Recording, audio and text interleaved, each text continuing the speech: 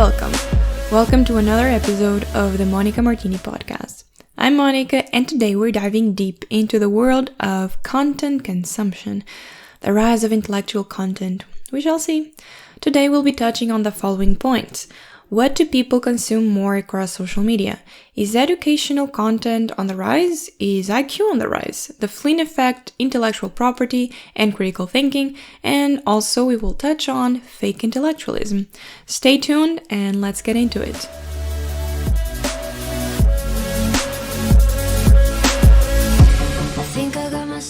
So this has a bit of a personal background to it, as I myself have been going through a purge phase of the type of content I consume. After a bit of a trip down the spiritual black hole for a few years, I reemerged as a science binger and selective content consumer. And that's also the reason I started a channel. Now, this does not mean I don't enjoy my occasional lifestyle vlogs or Hollywood gossip commentary once in a while. But what I am saying is that I'm now much more aware of where I go to get my information on health, faith, politics, history, you name it. This is honestly a whole story on its own. Let me know if you know what I'm getting at and if this would be an interesting topic for a future episode. Anyways, all of this led me to question if other people were going through the same and if there's indeed a higher demand for scientific and educational information, and if people are curating their social media so that the content they consume is leaning more towards learning and improving rather than just entertainment. So I decided to investigate this and try to understand what's really going on and what has changed in the past 2 years. For that, I posed a few fundamental questions and tried to answer them as best as possible. Let's get into it. Part 1. What type of content do we consume the most? So apparently we actually mostly use social media to 1. Stay up to date with news and current events with about 36%. Then 2. For fun entertainment or because we're just bored with about 35 and 34% respectively. These all according to the digital report from 2021. Worth saying that the top reasons back in 2011, according to the Pew Research Center, were actually to stay in touch with current friends and family members with an astonishing 67 and 64%. So in just about 10 years, we went from socializing to entertainment and news. Now, regarding the type of content we see the most, or that we want to see the most, and according again to an HubSpot research from 2020, we have top 3 social media posts, news articles, and videos. And then we have in the middle some online classes, interactive articles, research. And then the top 2, we have pop culture or news-related long-format content and podcasts. This did not sit well with me. But why is this interesting or even relevant? So notice how educational content is ranking in 4th place and research is at a very comfortable 6th place. And how I mentioned that in 2021, the main reason that people gave for social media usage was actually to keep up with news and events. Well, this is where things are a bit different. According to HubSpot, once again, readers are looking for original research that can be consumed thoroughly but also easily understood. Meaning, social media has become the place for online education. From affordability to flexibility and the possibility of career change and skill upgrade, online learning is definitely on the rise. As of 2017, YouTube was getting over 500 million views on learning-related content daily. Of course, I'm not saying that college and institutions of education are obsolete. I'm not saying that. I'm pointing out the rise of the number of people that actually go to reach on the internet to get more education, more information, even to a degree of professional level. So this begs the next logical question. Part 2, is IQ on the rise or what? After reading all of this and confirming people are indeed looking for useful information on the internet through social media, I wondered if that meant we're more proactive and focused on our education. So let's break it down into parts. First, IQ scores. So IQ scores are, again, they are going up. We're basically getting better and better at abstract thinking. This was allowed by modern societies and modern work. We have a higher capacity of holistic observation rather than detailed observation, the opposite of non-industrialized societies. So in developing countries, we see that people hold a higher score of objective thinking. Take as an example the crops, knowing how and when to harvest, plant and grow, how to build, how to heal, etc. Matters of the daily life. While in industrialized societies, we are getting better and better at solving math problems and evaluating hypothetical situations. And this can all be seen by how participants are performing on the pattern creation tests.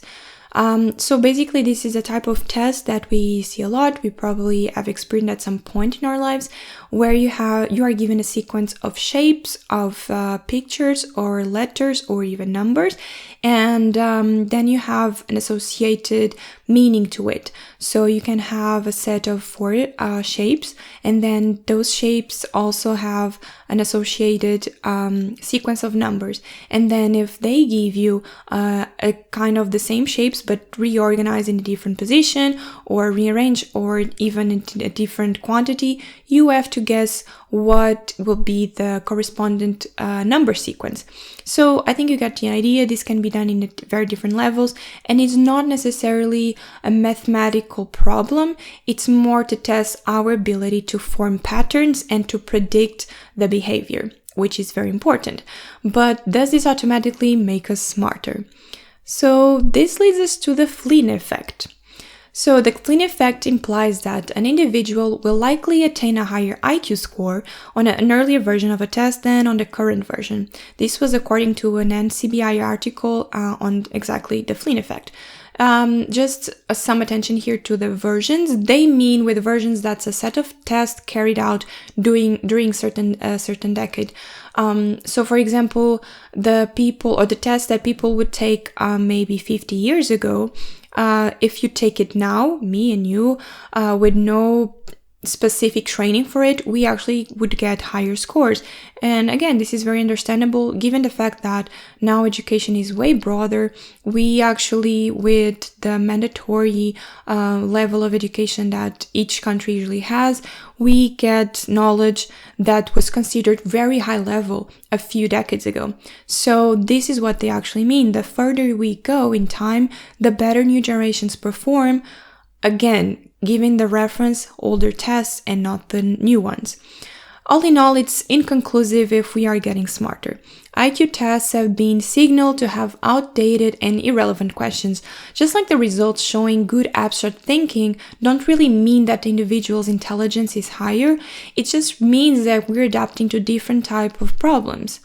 So if IQ is not on the rise, but there is an increase in educational media consumption and content creation, what is happening to the value of intellect? If humans aren't getting smarter, who's providing the information? Well, part 3, fake intellectualism and the value of knowledge. So for this part, I really had to dive deep into research. Now, let's not forget that some individuals are indeed smarter than the average and have lots to teach, otherwise we'd be doomed. What I find strange is that nowadays it seems like a huge number of people are making profit from selling intellectual property, and the numbers just don't add up. So let's start with the value of knowledge. It's a no-brainer that sounding intelligence when you speak or write gives you a tremendous head start in the world. The way you talk is as important as the way you look. And the more expensive, quote-unquote, you look, the more credibility and trust you give off. This is definitely one of the fastest ways to cause a good first impression and grab anyone's attention. And now, this is just me trying to connect some dots based on what I've observed across multiple industries and businesses. So keep in mind that this part is not exactly based on facts, but rather a personal opinion based on observing facts. So we humans are subconsciously drawn and seduced by what seems to be unattainable and above us. I believe there is a very real gap between what we do know and what we don't know, and an even bigger gap between what we know and what we don't know that we don't know. You follow? That is, we lack a lot of answers in life, and what used to be answered by religion and the mystical is now left to the unknown, generating palpable unease in society. We're naturally curious and our minds need to grab onto facts and the physical plane, as much as we need faith to fill in the remaining gaps. However, with the fall of church over the last century, people look for answers wherever, however they can find them, about whatever it is that is troubling their lives and the world. So the consequences of that? The over-monetization of intellect and knowledge. Even though making a profit from intellectual property is generally supported, I, myself included, I do support this, this becomes an issue when the content of the business is highly questionable. The big surge of wellness gurus, the spiritual trends, and academic moguls that do not have the necessary accreditations, that's what I'm talking about. This leads to counseling, coaching, overall paid programs from uneducated people with little to no experience or teaching ability, which leads us to the rise of fake intellectualism and consequently the epidemic of monetizing fake expertise. Capitalizing on lies and deceitful information is nothing new to us, and now that everything is globalized, the market is bigger, and so is the profit. I've personally fallen for this before many times, handing out all of my trust to someone who did not even have proof of results. And after coming out the other end, I think I can now see clearly through most of the bullshit things advertised on me on a daily. And at the end of the day, I believe our search for meaning and our way of coping with the unknown and the globalization of culture and all the problems that come with it is to look for more information and to educate ourselves. However, because there is still a lack of answers and experts to guide us through it, there's a space that is being filled by this epidemic of fake intellectualism. Now, I do not mean that this problem is exclusive to our generation or even new at all. I'm just trying to understand why time and time again, fraudulent businessmen get away with it. Number one, religion or not, we will never have all of the answers. If we specialize on a certain field, we will always lack some information on different fields. If we are scientists, we might struggle to find all of the information and be the best at finances or politics, whatever it is. We always have to lean towards something and to leave other things to other people. That's how a community works. So at the end of the day, we will have to trust someone and just figure some things for ourselves, but others will have to trust someone else's word and knowledge. So number two is exactly this. Wanting to learn is positive, and we do have to eventually trust someone or some entities. But then again, isn't this what is failing in today's world? We lack a lot of confidence even in the people that surround us on a daily, the supposed friends and family and trustworthy people. Not to even to talk about the government and political entities and even private or public institutions. We lack a lot of trust on this, and because of that, I think we feel this really high responsibility that we need to be self-reliant, we need to be so independent from the system that we do not need anyone to trust on, to ask for information, guidance, healing, whatever it is. And I think that's probably the main problem, or maybe just one of the biggest reasons that has led to this feeling that we need to we're basically making space for the fake intellectuals to come on and just take the stage. Because the question is now, is our world prepared to have individuals to learn and grow past the matrix concept?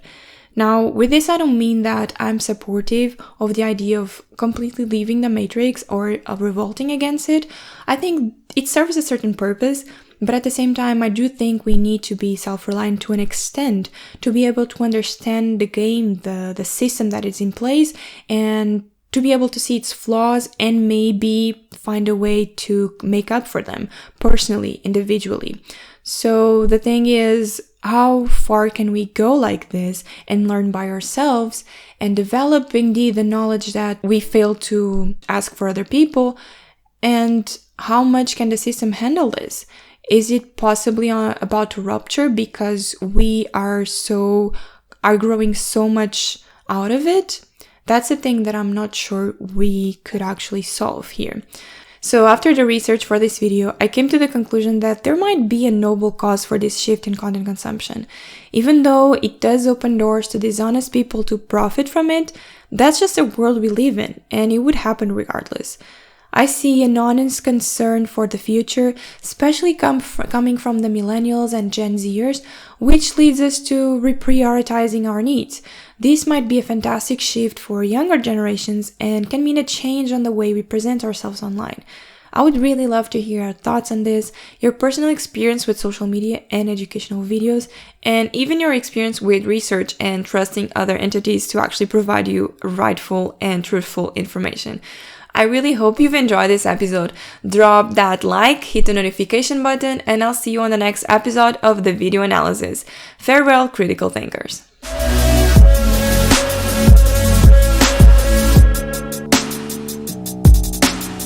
Thank you.